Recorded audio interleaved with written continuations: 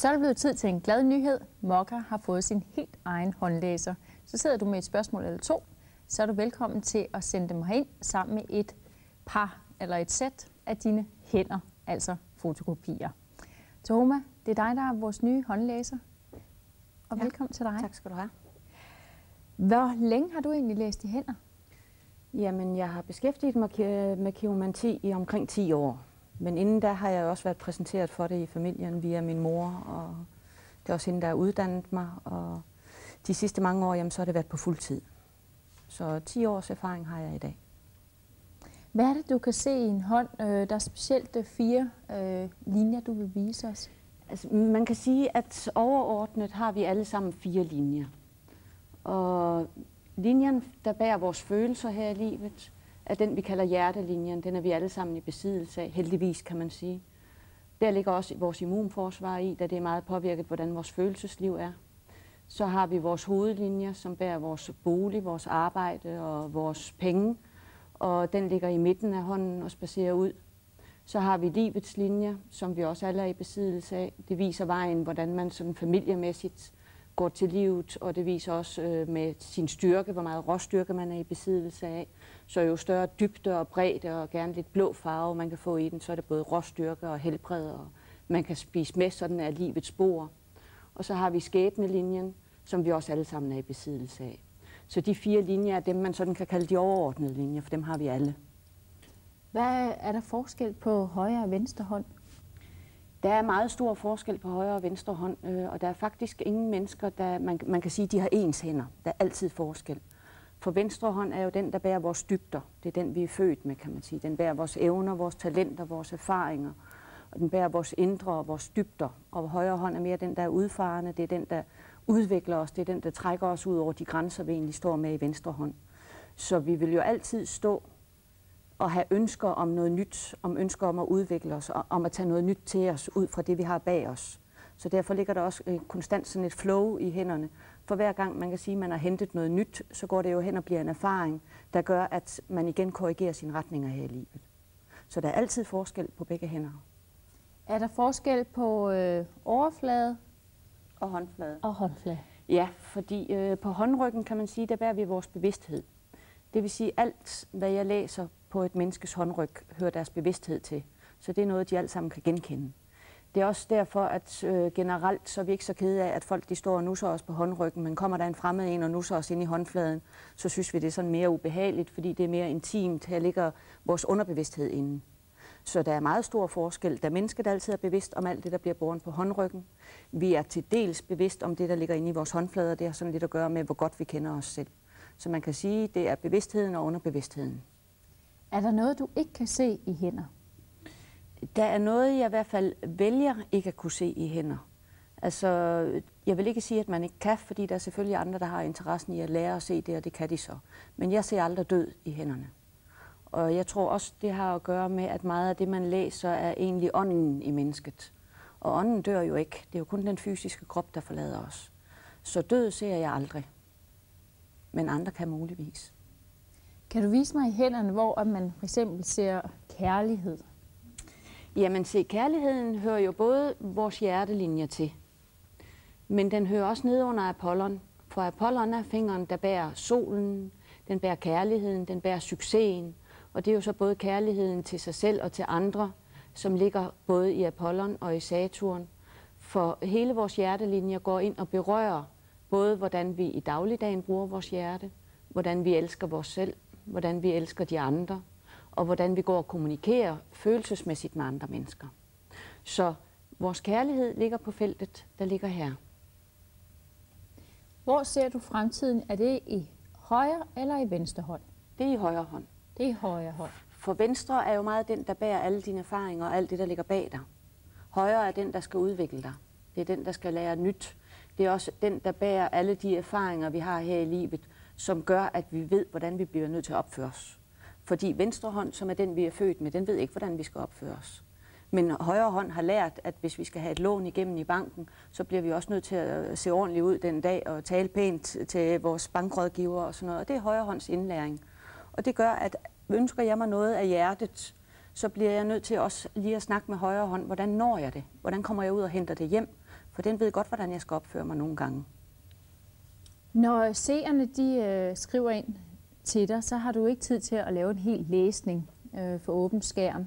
Er der noget, du gerne vil have, at man undlader, eller noget, du gerne vil have, at man konkretiserer, eller hvordan?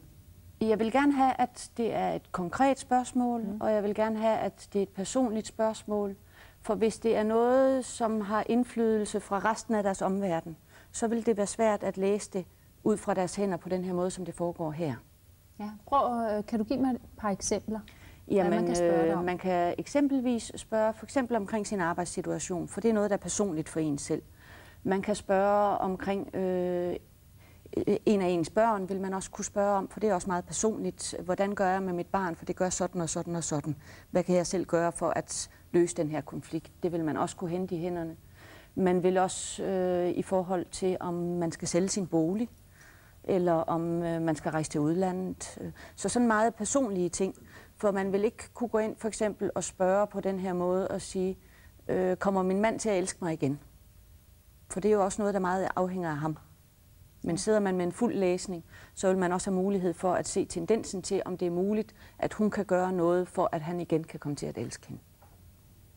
Så konkrete spørgsmål. Konkrete spørgsmål. Bliver jeg boende i mit hus? Ja, eller skal jeg sælge det, og hvordan sælger jeg det bedst? Ja. Eller møder jeg nogensinde en mand? Det kan man også godt spørge om. Det vil man også kunne se. Ja, det kan man. Ja, og så ved jeg, at der er nogle krav til fotokopierne. Ja. Og hvad er det for nogle krav? Først og fremmest, så vil jeg meget gerne både have håndfladen og håndryggen. I og med, at jeg har det bedst med også at have bevidstheden at arbejde ud fra, inden jeg går ned i underbevidstheden hos et menneske. Det er også sådan, at når folk får lavet de her kopier, er det vigtigt, at inden de lægger hænderne ind i kopimaskinen, at de først og fremmest lige står og slapper af, koncentrerer sig om deres hænder, sådan at de lader dem hænge ned og får en fornemmelse af enten vægt eller fylde, og det har sådan meget at gøre med, at man får blodet ned i dem.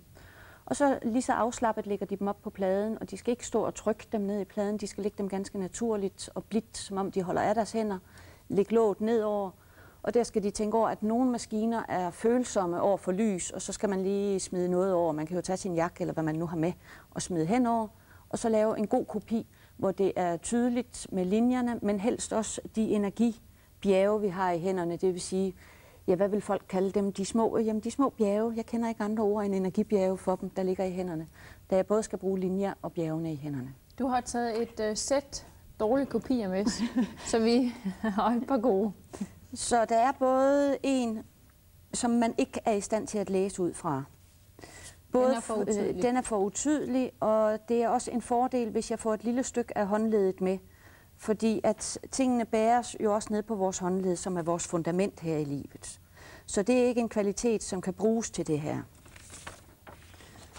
Her er en kvalitet, som er væsentligt bedre, og her er der både mulighed for at læse linjer, og som man meget tydeligt kan se, så kan man også godt se, at der er niveauforskel, så det bliver lidt ligesom sådan et reliefbillede, og det er også det, jeg meget har brug for, når jeg sidder og læser hænderne.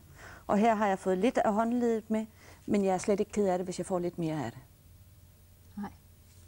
Så jo tydeligere, jo bedre. Jo bedre, kan man sige. Og jo større chancer for, har man. At hænderne bliver trukket ud i lotteriet. Ja.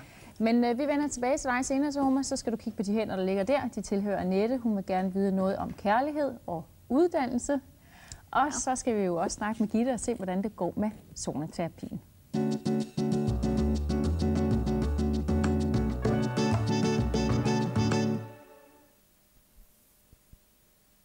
Vi har jo allerede set på de her hænder tidligere i programmet. De tilhører Annette, og hun skriver til os: Jeg læser europæisk etnologi på universitetet. Er min uddannelse den rigtige for mig, eller skal jeg ændre kurs?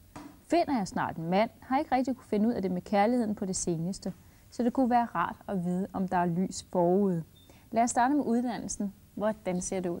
Jamen først vil jeg gå ind og kigge på hendes håndfacon, for den er også vigtig i forhold til at bevæge sig ind i linjerne, for håndfaconen fortæller om hendes grundlæggende karakter.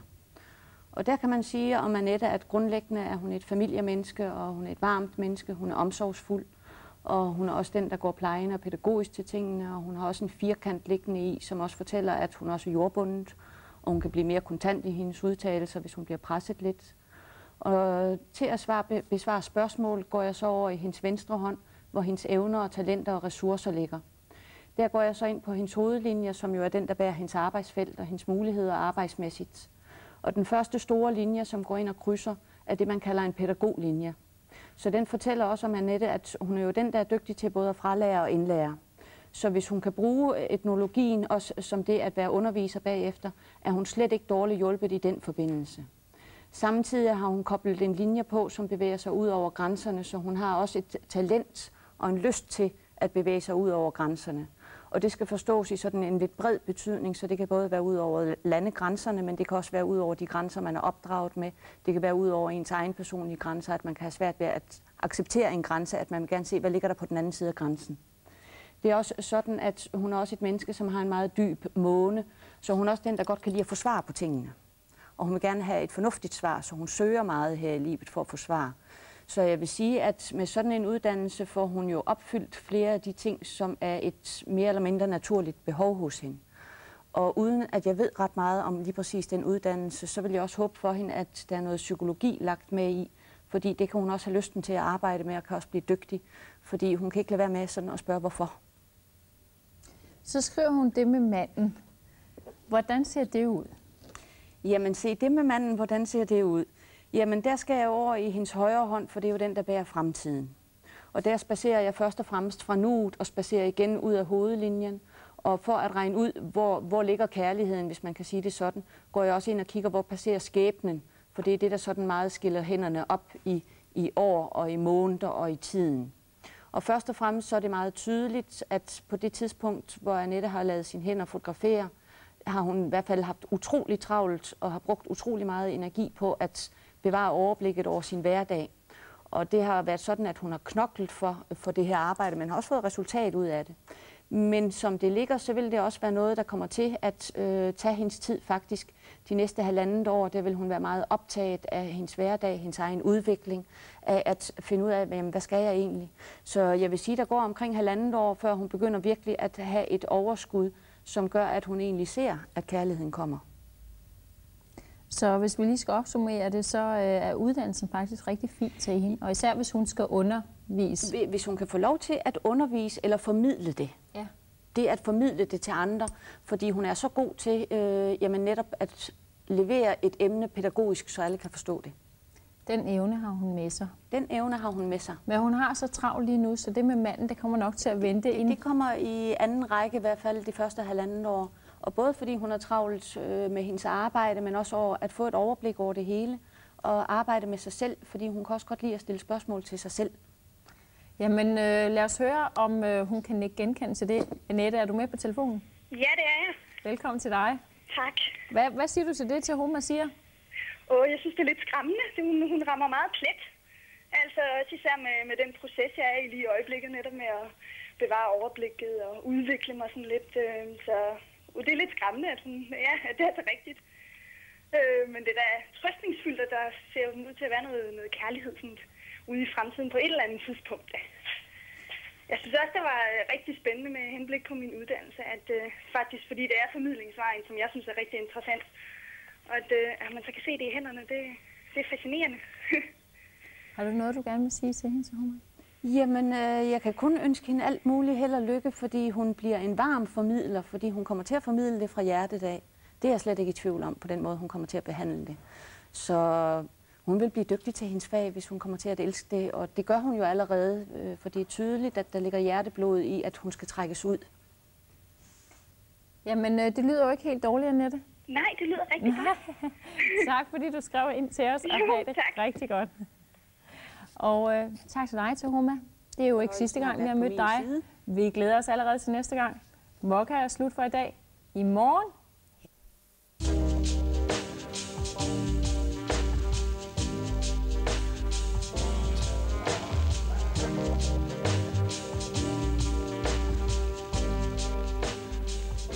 Velkommen. Jeg har fået et brev fra Malene Bay, 20 år. Malene spørger, hvor mange børn får jeg? Bliver jeg gift? Og hvilke fagområder kommer jeg til at arbejde indenfor? For at besvare Malenes spørgsmål, går jeg ned på håndryggen og går ned og kigger på selve håndstykket. Og når jeg kigger på hendes venstre hånd, så bærer hun en skål, og hun har også en firkant lagt indeni. Det fortæller om Malene, at grundlæggende er hun en pige, der er et familiemenneske. Hun er den, der går plejende og pædagogisk til andre. Og for Malene kan den ene tjeneste være den anden værd, så det er ikke sådan, at hun absolut skal have noget for alting. Hun er i besiddelse af sanser for former og for farver. Og firkanten, hun har lagt i hendes hånd, fortæller også, at hun også er jordbundet, og hun har også et godt håndelag. Det er også sådan, at Malene har lagt det, man kalder en hårsækkehud, som er meget tydelig på det, man kalder Venusbjerget. Så det fortæller også, at familiemæssigt er Malene også i stand til både at være manden og kvinden i hendes hjem, så hun er også den, der selv kan hente sin løn hjem. Hun behøver ikke altid at være to i en bolig. Da hun også har hårsækkehuden lagt på de bærende led af hendes fingre, kan hun også arbejdsmæssigt og i sin fritid og i det hele taget lige så godt omgås mænd som kvinder. For at besvare Malenes første spørgsmål, som er, hvor mange børn får jeg, går jeg i hendes venstre hånd først. Og når man går ned og kigger man under makur, som også er lillefingeren, og her ligger vores beholdning for børn. Når jeg går ned og kigger på Malenes hånd, og det har jeg igen gjort med en lup, fordi det er svært at gøre det kun med øjet, når det er på fotokopi, ligger der 5 æg lagt med i Malenes rygsæk her i livet. Da vi bor i en kultur, hvor man har præventionsmidler, og det ved hænderne ikke, så har Malene mulighed for også at vælge nogen eller et eller flere æg fra, og det kommer hun også til, for da jeg gik over i hendes højre hånd, fandt jeg kun 2 børn. Så hun har muligheden for at hente 5 børn, men som landet ligger nu, og sådan som hun prioriterer, vil hun også kun vælge de 2 i første omgang. Malene spørger også, om hun bliver gift. Det at blive gift er jo et stykke papir, kan man sige, og det kan man ikke se i hænderne, men man vil kunne se, om man af hjertet kommer til at binde sig.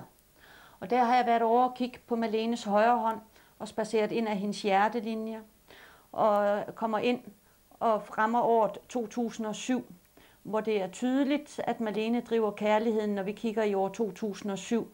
Og der er lagt små firkanter med ind i, så det er en stabil kærlighed, og det er også en meget stærk kærlighed. For firkanten er både stabiliserende, den er også beskyttende, og den er stærk, da den meget hører manden til. Malenes sidste spørgsmål er omkring hendes fagområde. Og der har jeg igen været over på hendes højre hånd, da det jo er den, der både bærer fremtiden og har gået på hovedlinjen, som også er den, der bærer hendes arbejdsfelt. Den går ud og blander sig med en pædagoglinje, som løber hele vejen for slutningen af hendes arbejdslinje. Det fortæller om Malene, at hun kommer til at beskæftige sig med at formidle pædagogisk. Grunden til, at jeg også siger, at hun kommer til at formidle, og at hun har en evne til at bære ud over scenekanten, er, at Malene i sin venstre hånd bærer et venusbælte. Venusbæltet giver hende evnen og muligheden for at bringe ud over scenekanten, at formidle, at undervise. Alt, hvad der skal bringes videre, vil være nemt for hende, især hvis det er noget, hun af hjertet brænder for. Så Malene kommer til både at bruge hendes venusbælte, men også hendes pædagoglinjer. Og Malene, du vælger selv de tanker, du tænker, og de skaber det liv, du får. Du har også muligheden for at...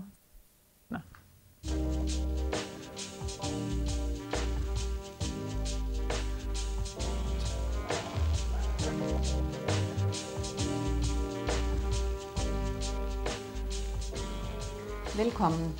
Jeg har modtaget et brev fra Janni Hus Tange, 37 år, som spørger eller skriver, jeg er single, meget selvvalgt med 2 børn, men jeg vil vide, om jeg møder the man of my life på et tidspunkt, eller om jeg skal regne med fortsat at være individualist.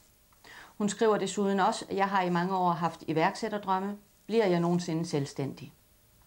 Og for at besvare Jannis spørgsmål, har jeg først været inde og hente hendes grundlæggende karakter på hendes håndryg, på selve håndstykket, først på hendes venstre og så på hendes højre hånd. På venstre hånd har jeg hentet først en rektankel og så derefter en skål. Det fortæller om Janni, at grundlæggende er hun et menneske, der er strukturerende, hun er planlæggende, hun er god til alt, hvad hun kan sætte i systemer, i rækker og kolonner. Hun er god til at have med penge at gøre, men det er desværre mest, når det er på papiret. Skålen fortæller også om hende, at hun også er et familiemenneske, og for Janni kan den ene tjeneste være den anden værd, så det er ikke sådan, at hun absolut skal have noget for alting her i livet. Når jeg går over på hendes venstre eller på hendes højre håndryg, og igen ned på håndstykket, så er det kortere for øjet, end den er over på hendes venstre hånd. Det viser, at Janni øver sig på at bevare eller at blive i nuet, at ikke tænke så langt frem, som hun ellers grundlæggende har lyst til, og som hun også altid har gjort, når vi kigger bagud. Så Janni øver sig på at tænke længere frem. Og for at gå ned og kigge på spørgsmålet om hun kommer til at møde manden i hendes liv, har jeg været på Jannis hjertelinje. På hjertelinjen er det tydeligt, at Janni er en pige, som af hjertet har slidt. Og det har også gjort, at hun har samlet så mange erfaringer, som gør, at hun har lukket sig lidt hjertemæssigt. Når jeg går over og kigger på Jannis højre hånds hjertelinje, viser det også, at der er sat flere punktummer ind i linjen. Det gør også, at i hjertetilgangen her i livet stopper Janni tit op for sådan lige at kontrollere, om det er rigtigt, det hun gør, og om hun tør tage det næste skridt. For Janni kan også have en tendens til at foretrække at blive stående, fordi så falder man ikke i et hul, hvis man ikke fortsætter at tage et skridt. Det er tydeligt, når jeg går ind og kigger på Jannis højre hånd, at når vi først er fremme i 2006, så har hun muligheden for at drive kærligheden og vil også gøre det. Og selvom der stadigvæk sidder sådan en lille orm i æblet og gnaver, jamen så vil hun forstå at spise udenom og finde ud af, at det både er livgivende og helbredende for hende, både at give og at modtage kærligheden. Det er også sådan, at for at besvare hendes andet spørgsmål, vedrørende det at drive selvstændig virksomhed, har jeg først været på hendes venstre hånds hovedlinje, som bærer hendes økonomi, den bærer hendes arbejde, den bærer også Jannis bolig. Der er det tydeligt, at i venstre hånd ligger der sådan en brud, hvor man næsten får en fornemmelse af en lille ø. Det viser, at for Janni kan det være svært at have nok i 24 timer i døgnet. Så tit har hun egentlig brug for flere timer end det, der er. Så hvis Janni skal drive selvstændig virksomhed, er det vigtigt for hende at strukturere, bruge hendes naturlige evne for at strukturere, og hendes evne for at skrive, så hun får det sat ned på papir, samtidig med, at hun får lavet sig en målsætning, og at hun vælger området med hjertet, for med fornuften vil hun have svært ved at formidle eller sælge den vare, som hun ønsker at drive selvstændig virksomhed med. Det er tydeligt, at når vi går over i hendes højre hånd og går ud af hovedlinjen, at når vi når ud til år 2005, så har hun sat en fin støvle ud, og hvor der er sat en trekantet hæl på. Trekanten viser, at hun vil få succes ud af at drive selvstændig virksomhed. Så i 2005 er det et meget gunstigt år for hende at udfærdige papirer i forbindelse med det at drive selvstændig virksomhed, og det kan hun få succes ud af. Og Janni, du skal huske, at de tanker, du tænker, skaber det liv, du får. Vi skulle have Janni igennem på telefonen. Er du der? Ja, det er jeg. Hej med dig. Hej. Som vi hører til Roma siger, så siger hun, at i 2006, der har du mulighed for at finde kærligheden i dit liv, og i 2005, der har du mulighed for at starte selvstændig virksomhed. Ja, det lyder så spændende. Ja. Hvad siger du ellers til Homas beskrivelse af dig? Altså, jeg synes jo, at noget af det næsten giver sig selv, når man er alene med 2 små børn. Så bliver man nødt til at strukturere tingene, fordi jeg synes egentlig ikke, jeg er specielt strukturerende ellers. Og det der med økonomien, det synes jeg også, det er ikke noget, jeg tror mine venner vil genkende med, at jeg har styr på min økonomi, selvom det kun er på papiret. Men altså, jeg er da meget strukturerende og tænker meget frem, fordi det bliver man nødt til, når man har ansvar for 2 små børn. Men jeg synes, det var sjovt med det der med, at jeg skriver, fordi det er det, jeg arbejder med nu. Så det synes jeg var meget skægt at høre. Kan du bruge hendes beskrivelse af dig til noget, svarene til noget? Altså, jeg tror, jeg ville lyve, hvis jeg ikke sagde, at jeg, når vi kom til 2005 og 2006, ville tænke over, hvad hun havde sagt. Fordi det er jo sådan den eneste måde, man kan se, om tingene er rigtige, om du vil på. At så vil jeg da tænke over, om jeg vide, om det er nu, eller måske vente et par måneder, eller et eller andet, hvis det passede sammen med det. På den måde bliver man da nysgerrig efter, om det er rigtigt. Jeg har svært ved at forestille mig, at man kan se, hvem jeg er ud fra mine hænder, men det er der jo nogen, der synes. Det er der jo nogen, der siger jo, men du får se, gør du. I hvert fald så vil jeg ønske dig held og lykke fremover. Tusind tak. Hej. Hej.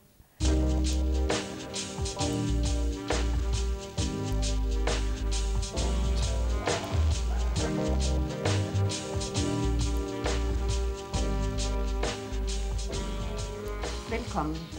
Jeg har modtaget et brev fra Lars Dalgas, 40 år, og det er jo dejligt at få mænd med ind i det. Lars er uddannet ingeniør og er i dag selvstændig med body piercing. Lars han spørger, er der ting, jeg kan gøre bedre for mit firma? Han spørger også, har jeg alternative evner, jeg vil kunne bruge til glæde for andre og for mig selv? Lars' sidste spørgsmål er der områder i mit liv eller job, jeg burde bruge mere energi på? Og først går jeg ned på Lars' grundlæggende karakter. Og der går jeg ned på hans venstre hånds håndfasong, og det er selve håndstykket. Og der har han en firkant og en rektankel, og så har han en spartel, hvor han har en stor bredde over under pegefingeren, som går og bliver smalt på månen. Det fortæller om Lars, at grundlæggende er Lars en mand, som er jordbundet. Han er kontant i hans udtalelser. Han er god til at udmåle en situation. Han er økonomisk. Han er beskyttende. Og det, at han også har en rektankel liggende på, viser også, at han også er et menneske, som tit er i gang med flere forskellige projekter på en gang, og kan have mange tanker i gang på en gang. Spartelen fortæller også, at han er videbegærlig. Han har antennerne ude og har en god intuition. Og da den ligger ude under Jupiter, hvor nuet eksisterer, er det meget i forbindelse med nuet, at han har antennerne ude og vil gerne hente nyt hjem. Når jeg så går ind og kigger på Lars' første spørgsmål, som er der ting, jeg kan gøre bedre for mit firma? Kigger man ind på hans Merkur, som også hedder lillefingeren for mange af jer andre, er den meget lys i forhold til de andre fingre. Og det er her, vi har vores snakketøj liggende. Så Lars' snakketøj er en gave i forhold til hans arbejde. Han kan også bruge hans snaktøj, hvis han ønsker at udvikle hans arbejdsfelt til at holde foredrag og til at undervise, i og med at han har den her ekstra pædagoglinje lagt med ind. Så det giver ham evnen til at undervise, holde foredrag og formidle med en god etik. Hans andet spørgsmål er, om han har alternative evner, han kan gøre brug af for sig selv eller for andre. Og der har jeg igen været op og kigge på Lars' håndryg og været over på hans højre hånd, hvor man ser sådan en meget tydelig hud, noget vi kalder en kræbhud. Man ser en hud, der løber helt anderledes. Og den løber netop på feltet, hvor vi har det alternative. Så han er en mand, som tænker alternativt. Og det skal også forstås sådan, at han binder sig ikke i det bestående. Man kan altid finde alternative muligheder. Han har også det, man kalder en Salomons ring, men den kan være svær at se umiddelbart her på kopien, men jeg har haft en lup på. Så han har en Salomons ring liggende, som ligger rimelig kontant. Det fortæller også om hans evne til i dagligdagen at være den, der løfter andre, og derved bliver han selv løftet. Salomons ring bruges også til alternativt arbejde, og i og med, at den er meget kontant i hans hånd, så viser det, at han vil også være en dygtig massør, han vil være en dygtig zoneterapeut. Alt, hvad der ligger inden for det alternative, men hvor der er sådan en vis kontanthed lagt med i, for Lars har også et behov for at kunne forstå tingene og tage at føle på dem, så det skal ikke være alt for diffust for ham. Lars' sidste spørgsmål er, om der er områder i hans liv eller job, han burde bruge mere energi på. Og jeg synes, når jeg kigger på Lars' hænder, at så er han god til at huske at lege her i livet. Og det er så sandelig noget, han skal huske at holde fast i. For indimellem så kan han også være så bestemt omkring tingene, at han har brug for den frihed, der ligger i at lege. Så det er vigtigt, at han fastholder at lege her i livet. Desuden så har han også et utroligt intuitivt horn, som er under udvikling i øjeblikket, når man går ned og kigger i hans hænder. Og det udvikles meget gennem leg, for al udvikling hos mennesket foregår egentlig gennem leg. Og Lars, tænk på, at de tanker, du tænker, er dem, der skaber det liv, du får. Og nu har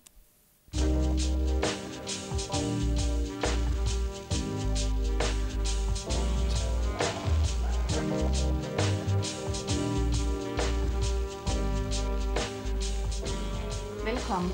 Jeg har fået et brev fra Annette Grubbe Larsen, 27 år. Annette skriver, jeg er grafiker. Er det det rigtige for mig, eller har du et andet bud?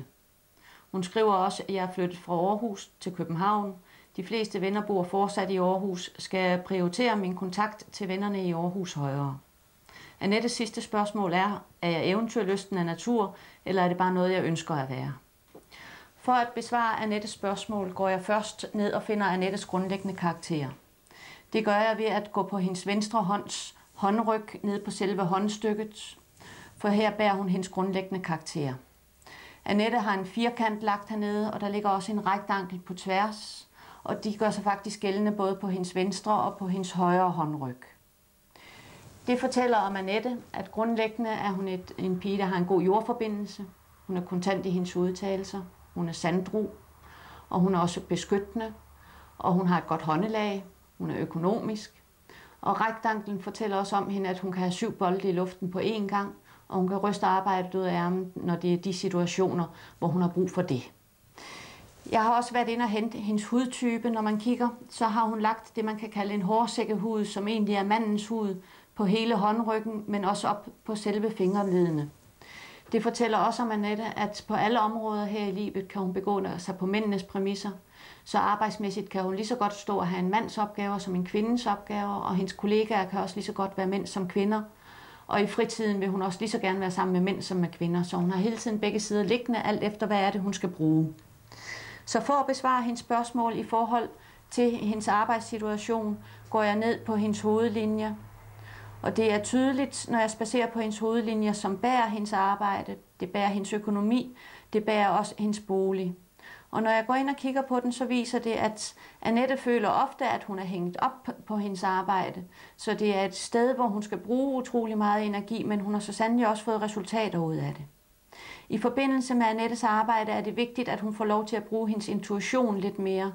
For der må åbenbart, uden at jeg ved så forfærdeligt meget om lige præcis hendes branche, så må der være mange faste grænser. Grænser, som hun egentlig kunne have gavn ud af at bryde og springe over. For den, der bryder grænser, er jo også den, der skaber nyt. Så for ikke at føle sig så hængt op, så lad være med at lægge dig så meget i grænserne, Annette. Annettes andet spørgsmål er, at om hun skal prioritere hendes venner i Aarhus mere. Og der har jeg været inde på Annettes hjertelinje at kigge, som jo er den, der både bærer vores venner, den bærer vores familie og dem, vi driver kærligheden med. For Annette er det vigtigt også at have venner og bekendte rundt om sig, for hun er også lidt et hyggemenneske. Så hun skal tænke over at kigge på, hvem af hendes venner hun svinger allerbedst med. Og selvfølgelig bevare dem, for det vil være svært for hende både at prioritere det at skabe nye venskaber, og samtidig med at bevare de gamle. Og hun skal jo også tænke over, at det er jo ikke nærheden eller den fysiske nærhed, der gør et godt venskab.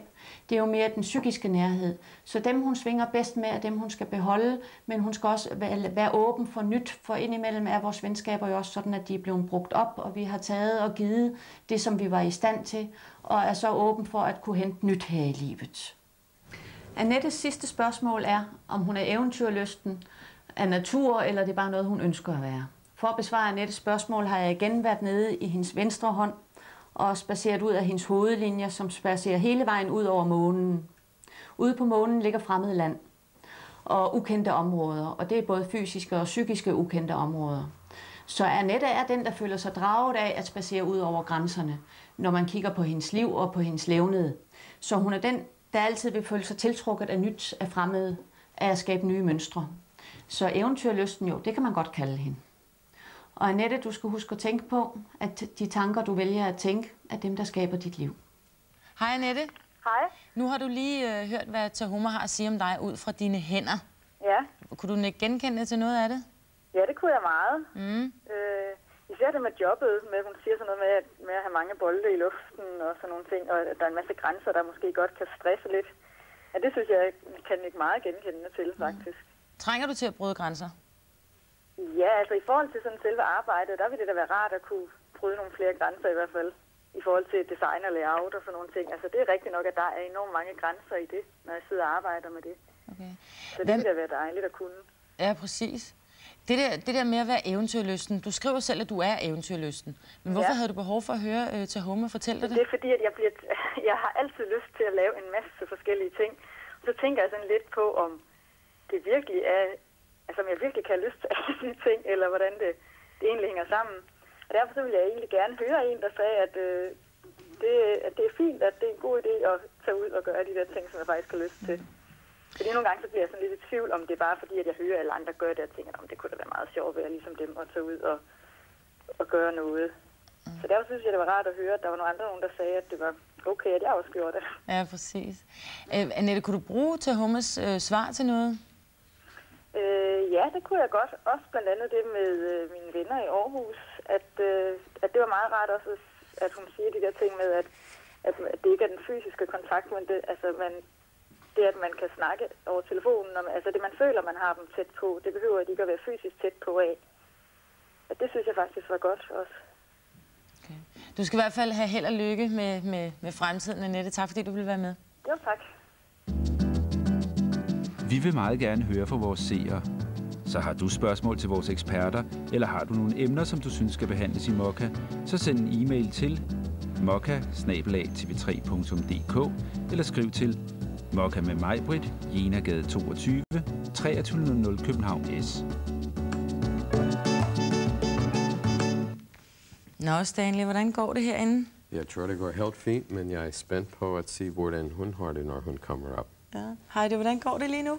Jamen, jeg synes i hvert fald, jeg kan fornemme, at der er sket et eller andet med kroppen. Ja. Jeg synes, hovedpinen er løftet lidt, men det er svært at sige, før man står helt op, fordi det er især, når tyngdekraften er på kroppen, at det gør ondt, ikke? Stanley, må hun rejse sig op nu? Jo, det er meget fint. Det er bedst at rulle lidt til siden, og så komme op. Ja, der. Heidi, hvordan oplevede du behandlingen? Jamen, det første, jeg lagde mærke til, det var, at det egentlig blev trykket lidt hårdere, end jeg havde regnet med. Jeg troede bare, det ville være sådan nogle fjerlette tryk-agtigt, men det var faktisk lidt hårdere. Og så var jeg ret forbavset over, at han så hurtigt fandt nogle af de punkter, hvor det virkelig gjorde ondt. Fordi jeg havde ikke fortalt noget til Stanley om, hvor det gjorde ondt henne af. Og det næste, så jeg kunne mærke, det var, at der nærmest var en varme, der bredte sig fra nakken og så ned igennem ryggen. Og normalt så plejer jeg jo stort set kun at kunne mærke nakken og det nederste af ryggen, fordi det er der, det gør ondt. Men pludselig fik jeg en fornemmelse af, at jeg kunne mærke hele rygsøjlen. Så det synes jeg, ja, men det er jeg også ret spændt på, hvordan det kommer til at blive. Men Stanley, vi startede jo med at se Heidi lave nogle sidebøjninger. Jo. Det kunne jeg da godt tænke mig at se, om du kunne lave lidt flottere nu. Jeg har stadig lidt problemer med min ryg i hvert fald. Det går må ikke. Hold da op. Ja. Hvad er det, du kan mærke? Jamen, altså det går stadigvæk lidt ondt, hvis jeg gør det for hurtigt, men hvis jeg bare tager det stille og roligt, så det første lille ryg, det går stadigvæk ondt, men jeg kan komme meget længere ned, end jeg kunne før. Jeg har overhovedet ikke hovedpine. Gud, jeg står sådan fuldstændig. Gud, jeg har ikke hovedpine. Det er en fantastisk oplevelse. Man er så vant til at have ondt, så man skal lige mærke efter, fordi at du tænker ikke over, det er normalt. Vel? Stanley, hvor mange behandlinger skal Heidi have, for at du kunne afhjælpe hende helt med smerten i ryggen? Jeg har gået med smerter i ryggen og enten måske en behandling til, men det også kan tage sig, og når du bevæger dig og går rundt lidt, så det kan godt være, det forsvinder af sig selv. Og så vil jeg meget gerne, hvis du kan kigge lidt ned. Hvordan er det for dig nu? Det gør overhovedet ikke ondt. Okay. Fordi det har været svært for dig, for det var faktisk grund til, at du må standse din uddannelse. Ja, men fordi jeg kan ikke holde ud. Jeg kan ikke holde ud og holde den her stilling for længe, så det må jeg hjem og prøve. Men nu kan du godt komme ned? Ja, men der er ikke... Altså det meste, hvis jeg holder stillingen længe, hvis jeg sidder og læser sådan her. Så det er jeg spændt på, om jeg vil kunne gøre nu, ja. ikke? Der må tiden vise sig.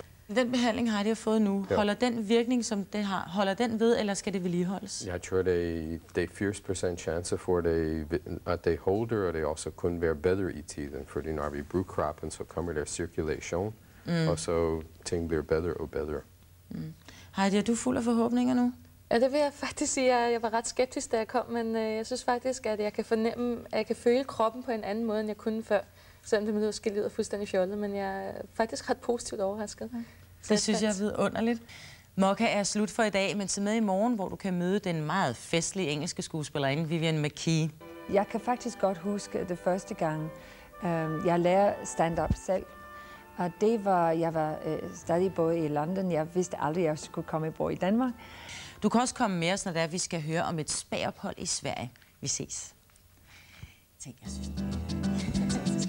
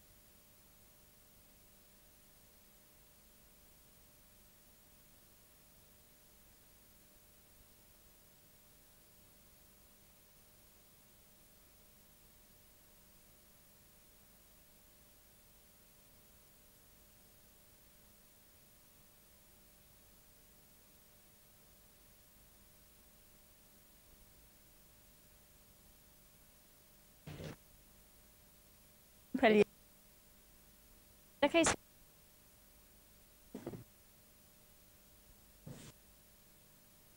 Kom.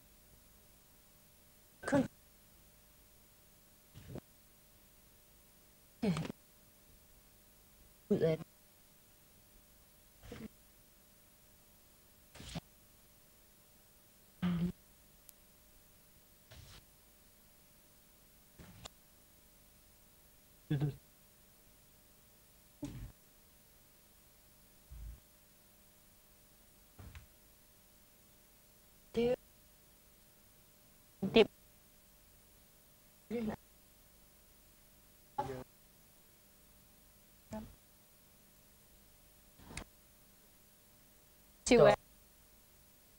Færdig.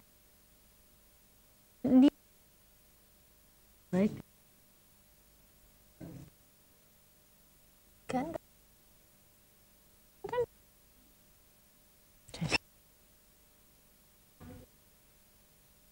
no.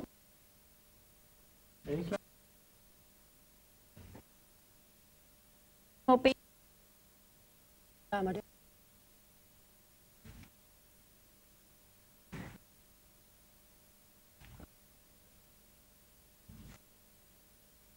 Ja.